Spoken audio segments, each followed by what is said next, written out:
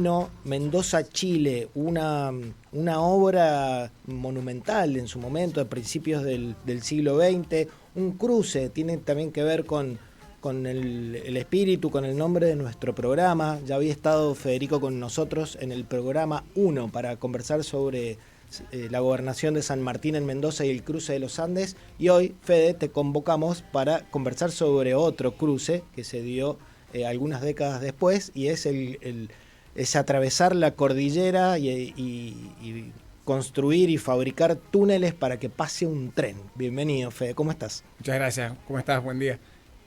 Sí, efectivamente, casi un siglo después de la epopeya sanmartiniana, se produce otra epopeya de infraestructura, que fue este ferrocarril trasandino, este paso bioceánico, primer paso bioceánico artificial, digamos, de América del Sur.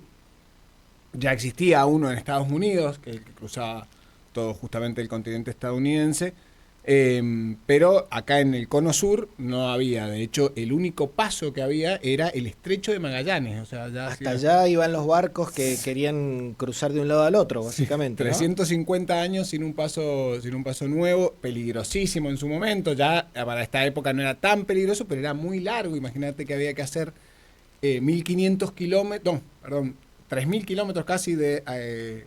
el total eran casi 6.000 kilómetros entre Buenos Aires y Valparaíso, porque había que rodear todo el cono sur. Claro.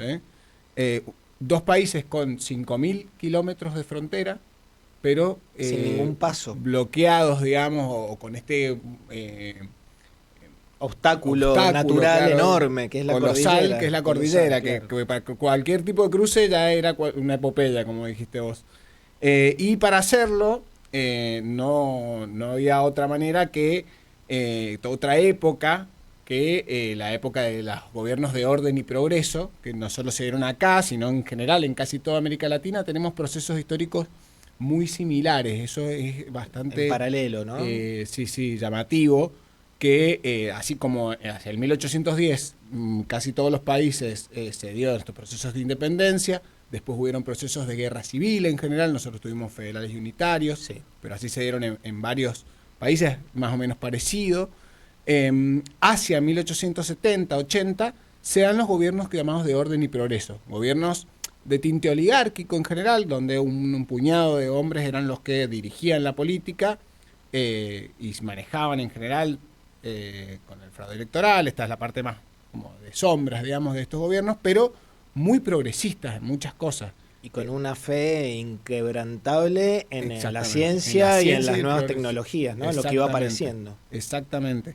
Ellos querían incorporar a la Argentina a la División Internacional del Trabajo como un país agroexportador, un país que exportara materias primas y que fuera eficiente en esto. Y para ser eficiente necesitaban tres cosas, básicamente: la mano de obra, que la trajeron gracias a la gran inmigración europea que vino, sobre todo, ¿no?, de España e Italia; las tierras para plantar, que se incorporó luego con la llamada campaña del desierto, la incorporación de la Patagonia; y sobre todo las venas que conectaran estas tierras con el puerto, ¿no?, que era el ferrocarril, justamente, claro, lo que encontraron. Claro. El primer ferrocarril en la Argentina llega recién en 1854. Y la mayoría de lo que me llama a mí la atención también de este ferrocarril trasandino es que la mayoría de los ferrocarriles están hechos en forma de embudo, iban todos hacia el puerto, hacia Buenos Aires.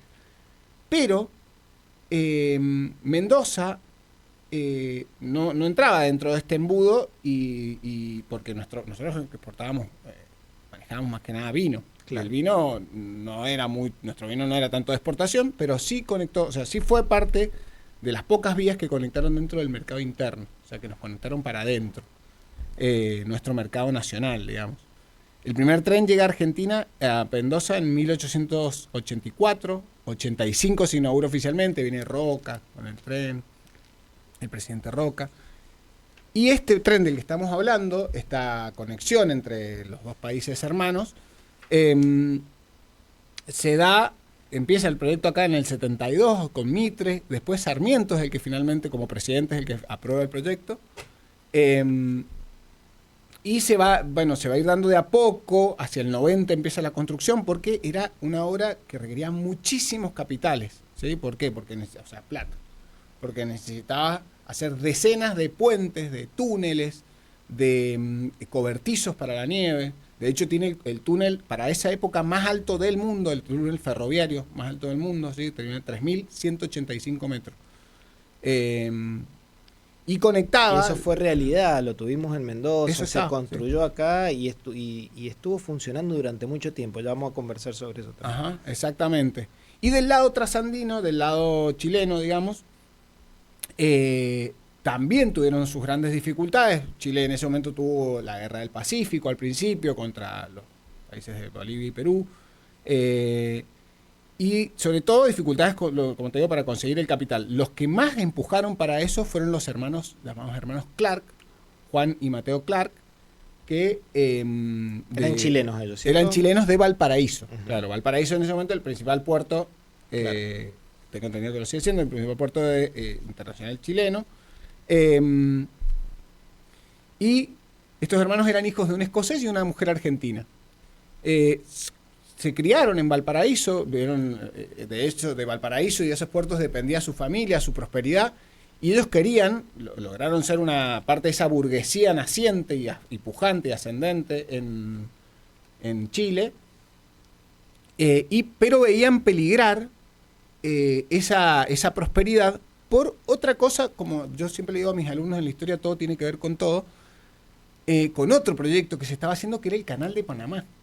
Pensemos que en Impresionante. Panamá ya estaba la idea, el punto quizá más delgado, digamos, que conecta, que más cerquita están los océanos Pacífico y Atlántico, se quería hacer un canal. Y eso hacía peligrar el puerto de Valparaíso porque quedaba muy lejos, digamos. Claro. No quedaba, ya no servía casi, digamos. Entonces dijeron, tenemos que apresurar esto para ganarle la mano a esta canal. Finalmente, lo que viene de alguna manera a resolver el tren trasandino, o lo que buscaron resolver con eso, era principalmente fue un problema, un tema logístico para darle mucho más fluidez y volumen al comercio. Exactamente, sí. Los pasajeros, era un tren de pasajeros también, pero sobre todo al principio las poblaciones de Argentina y de Chile no eran tan grandes, digamos, entonces el volumen de pasajeros no era tan grande. Hacia el final, en realidad, sí, ya hacia la década del 60, 70, sí había un mayor volumen de pasajeros, pero sobre todo al principio fue de comercial, como te digo, porque los barcos barcos a vapor, todavía pasaban por el Estrecho de Magallanes. O sea, me hubiera encantado hacer ese viaje. Sí. Sí. Atravesar la cordillera en tren daría mucho por poder hacer ese viaje. Pensé que te hubiera encantado hacer el del Estrecho de Magallanes. No sé si te hubiera gustado. No. Cruzar en tren a través de la cordillera hasta Chile. Eso. Sí. Hay crónicas, poetas y cosas que hablan sobre esto. Y la obra fue difícil, entiendo de que hubieron muchas personas que trabajaron que quedaron en el camino, que murieron. Claro, ¿no? exactamente. Bueno, claramente una obra tan titánica, se calcula que murieron unos 500 trabajadores entre los dos países en hacer este proyecto. Pensemos que había gente colgada con taladros y dinamita a 1.000 metros de altura para hacer puentes, túneles. Y fue también una cuestión logística muy compleja porque había que hacerlo de trocha angosta, se llaman estos trenes. Uh-huh. ¿Por qué? Porque la trocha ancha, que era trocha es el ancho entre un riel y el otro, pero imaginémoslo, ¿no? Sí. Donde van las rueditas, básicamente, del tren. Normalmente, acá en Argentina eran todos de 1,6 metros y pico, pero para hacer este tren había que hacerlo más finito para que las curvas pudieran ser más pronunciadas, para que el tren no descarrilara, e incluso en algunas subidas y bajadas hubo que ponerle lo que se llamaba cremallera, que era como en el cierre, ¿viste? De los cierres que usamos, un escaloncito que se le ponía un riel en el medio y ayudaba a empujar al tren o a frenarlo. Esto tenía un nombre, creo, ¿no? Era el sistema... De cremallera. Sí, ABT creo que se llama. Ajá, exactamente. El sistema ABT. Ajá. Cremallera, había diferentes tipos de sistema de cremallera, este era el ABT, lo cual hacía, hizo mucho más barato la trocha angosta el hacer el tren, porque los túneles tenían que ser más baratos, claro, más chiquitos, todo el terraplén, todo era más chico, pero lo hacía más caro a la hora de explotar el tren, o sea, a la hora de cobrar una tarifa. ¿Por qué? Porque vos tenías que ir de Buenos Aires a Mendoza, a hacer transbordo. De Mendoza a los Andes, que hasta ahí iba el tren, el trasandino, a hacer transbordo, y ahí seguía, porque la trocha ancha también se usaba en Chile. Claro, había que hacer transbordo. Doble transbordo entre Valparaíso y Buenos Aires. Fede, ¿y cuándo arrancó? ¿Cuándo se inauguró? ¿Y hasta cuándo funcionó? Bien, el tren arrancó en 1910, se conectan las dos vías, la parte chilena y la argentina se llegan a conectar. En el 14 arranca oficialmente y con sus altos y sus bajos, el último viaje que hace el ferrocarril trasandino es en 1984, cuando un aluvión termina de destruir, un aluvión gigante rompe entre las cuevas y los Andes, en el lado de Chile, y ya no hay interés de ninguno de los dos gobiernos en reconstruir eso. Estamos conversando con Federico Sacabino sobre la historia del tren trasandino Mendoza-Chile, Chile-Mendoza, una obra monumental, una epopeya de la ingeniería civil de la cual Mendoza fue también protagonista. Nos llega un mensaje de una de nuestras oyentes. Mari dice: Mendoza necesita un paso con salida a Chile. Nuestra economía lo necesita. Estamos como en la época colonial. Me encanta el programa. ¿Qué opinas del comentario de Mari? Me encanta, me sirve un montón para decir por qué se terminó, digamos. La realidad es que en Argentina los trenes en general se terminaron, y acá ya entramos en la parte de la opinión, digamos, y que se mezcla con los datos. Los trenes en Argentina eran deficitarios, o sea, no daban pérdida, digamos. Pero los trenes en Europa también al día de hoy son deficitarios. ¿Por qué se mantienen entonces? Por una cuestión estratégica en general. Lo vemos en las rutas, en el estado de las rutas. Los camiones, lamentablemente, por el tamaño, destruyen las rutas, son un peligro, la saturación de las rutas, justamente. En Chile tenemos, en el paso a Chile, todos los veranos vemos varias muertes por accidentes, perfectamente evitables si hubiera una descongestión de esas rutas con un tren. Y todavía no logramos solucionar. Hay años, llevamos décadas intentando mejorar las condiciones de fluidez del paso a Chile, con la cantidad de, no solamente de gente, sino principalmente de camiones que llevan mercadería hacia el puerto de Chile, de Valparaíso, y no se logra. Hay intentos de todo tipo. Nos queda seguramente una segunda columna sobre este tema, porque me interesa mucho, Fede. Te voy a invitar de nuevo que nos metamos en un por qué te parece que cerró. Se entiende de que fue en el marco de una época donde se empezó a retirar de alguna manera el Estado de un montón de lugares, una tendencia mundial que tenía que ver con eso. ¿Cómo fue también ese momento en el cual se pasó a manos del Estado, que fue antes, en la década del 40-50, entiendo? Y cuáles son las posibilidades también de reactivar algún tipo de proyecto, que los hay y que se vienen trabajando desde hace bastante tiempo, desde el sector público y desde el sector privado, tanto de la Argentina como de Chile. Te agradezco muchísimo, Fede, como siempre, tu participación en el cruce, y vamos a hacer el segundo capítulo, si te parece bien, del tren trasandino. Me encantó, muchas gracias, Gonzalo. Bueno, nosotros...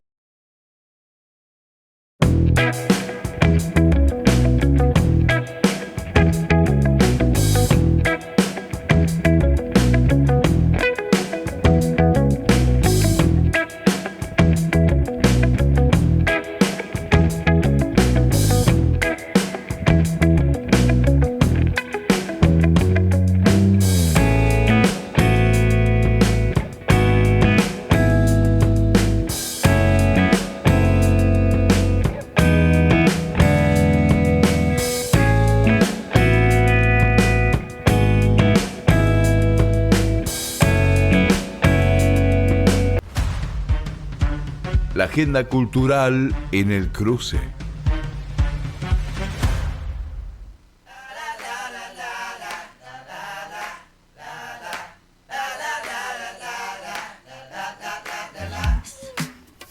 Ya nos metemos en el último segmento de la edición número 15 de la expedición a la innovación que hemos denominado El Cruce. Ya están en la mesa Guillermo Larte, Gustavo Guano.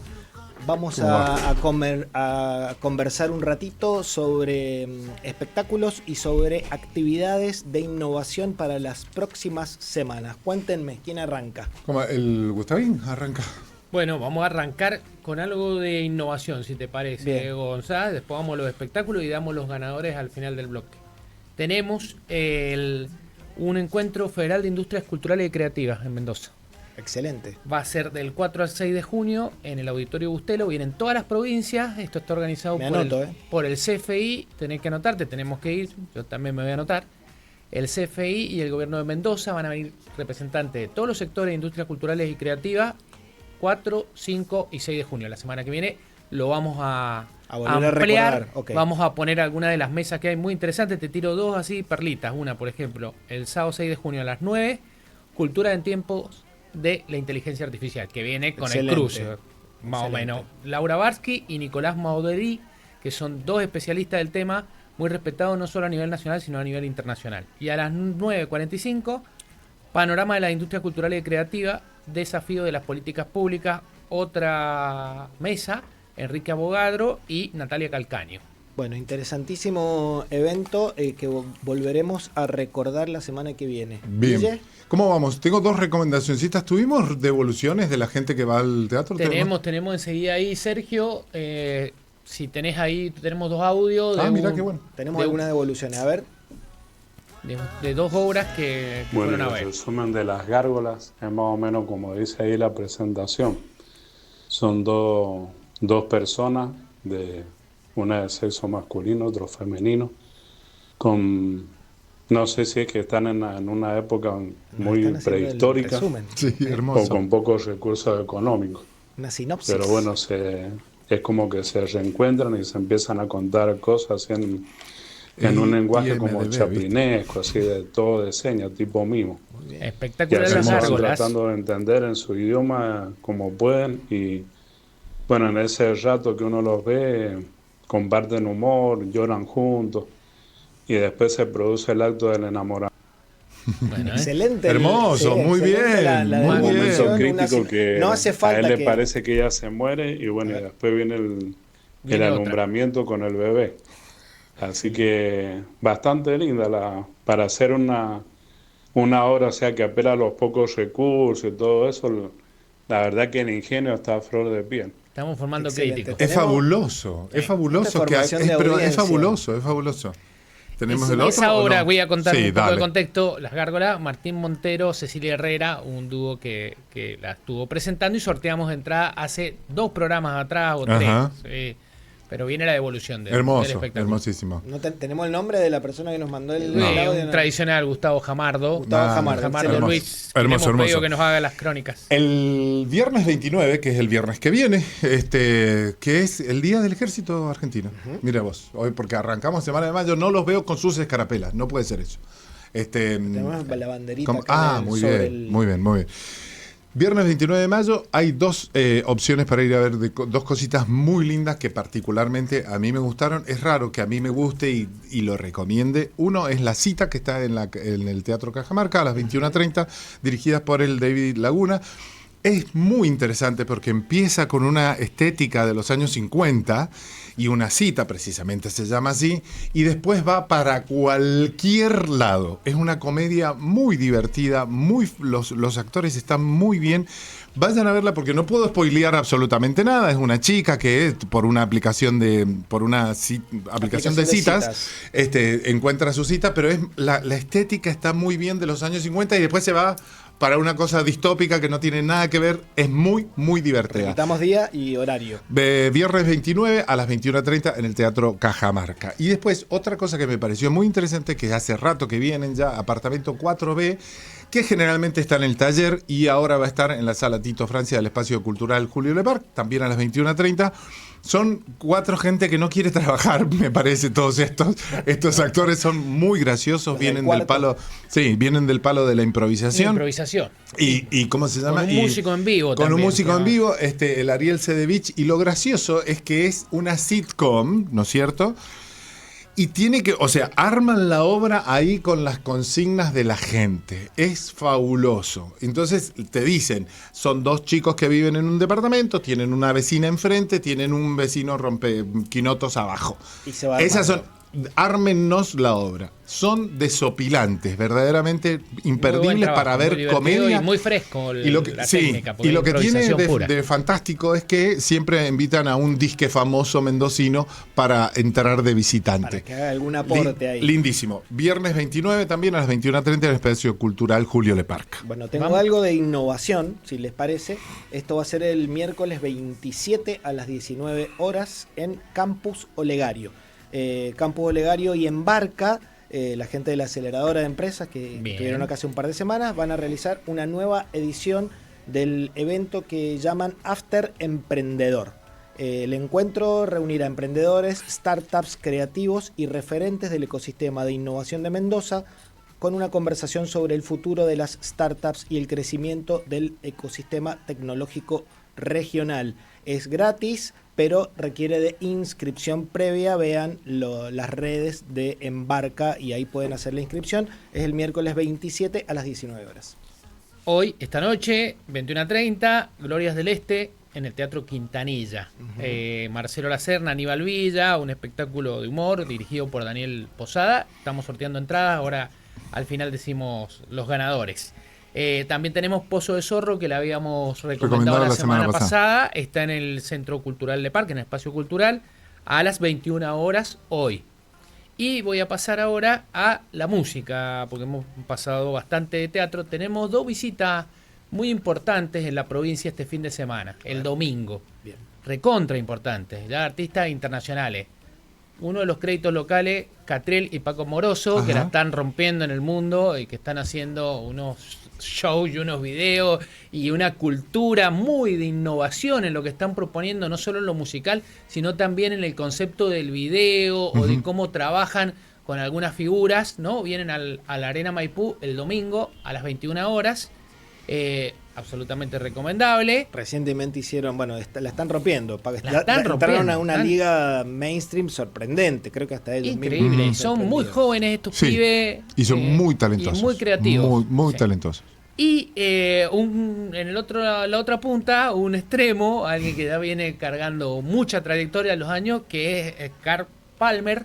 Se va a presentar una especie de ¿cómo explicarlo? A ver, de mixtura entre lo virtual y lo presencial.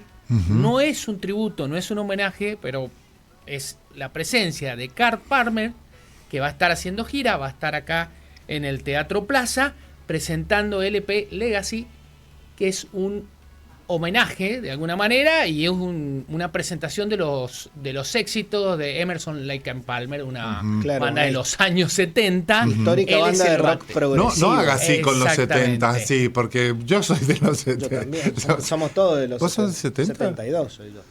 Mira, iba a ser así, igual que él es baterista, y que va a tocar en vivo mientras van a ver músicos sonando y van a ver algunas representaciones insert, o sea, ahí también trabaja la tecnología para completar esta experiencia o de alguna manera este recital que va a tener esta mixtura que les comentaba entre lo virtual y lo presencial de Cart tocando en vivo, ¿no? Y sumo un pequeño anuncio también en relación a la música y tiene que ver con un joven músico mendocino, me permito, es Alejo Kia, que de paso ha resultado ser mi hijo, que está en Buenos Aires y acaba de lanzar un tema nuevo con un videazo de Mariano Donowski, se llama Nocturno, tema nuevo de Alejo Kia, que ya se puede escuchar en Spotify, y el video, vean ese video porque ahí hay una intención creativa y narrativa muy interesante. YouTube? Está en YouTube. Sí. Pero ya vamos a chumearlo, ya mismo. Bueno, vamos con el último, cine. Y empezamos con el sorteo de entrada. que estrenó esta semana, Grogu and the Mandalorian and Grogu, de Star Wars para todos los fanáticos. La última de la saga de Star Wars. Exacto, vamos a regalar un par de entradas ahora. Eso se proyecta en el Cine Imperial. Cine Imperial, hay función hoy 15:30, hay función mañana 19 horas. A cualquiera de las funciones pueden asistir. Vamos a regalar un par de entradas a Omar Cortés y a Gustavo Jamarto también, que ha escrito que es de Maipú y que nos manda los audios para Vayan a ver Star Wars al cine. Está bueno verla en el living, pero Star Wars al cine, los que hemos visto... Star Wars es en el cine. Hay películas que hay que ir a verla al cine. Las de superhéroes también en el cine. Bueno, vamos con los ganadores y cerramos Liliana el programa. Quiroga, Amigas Desgraciadas, la semana que viene, viernes 29, 22 horas. Ganaste 2 entradas. Y también tenemos a Dai Macondo, que nos estaba escribiendo y nos pasó Gloria del Este esta noche al Teatro Quintanilla. Dai, va a estar en la lista de invitados tu nombre. Ahí retiras las entradas. Muchas gracias. Señor Gonzalo, bueno, vamos cerrando Willy. entonces el episodio número 15 de esta expedición a la innovación que hemos denominado El Cruce.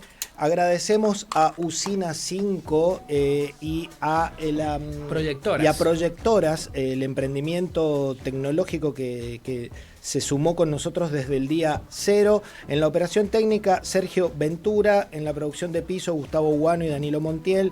En la conducción y producción, Gonzalo Llanes, Guillermo Olarte y Gustavo Guano. En la agenda cultural, en la coordinación general, Ariel Robert. Somos El Cruce Producciones. No se muevan de la sintonía de MDZ, que ya viene Esteban Rodríguez y su Encuentro Deportivo Radio.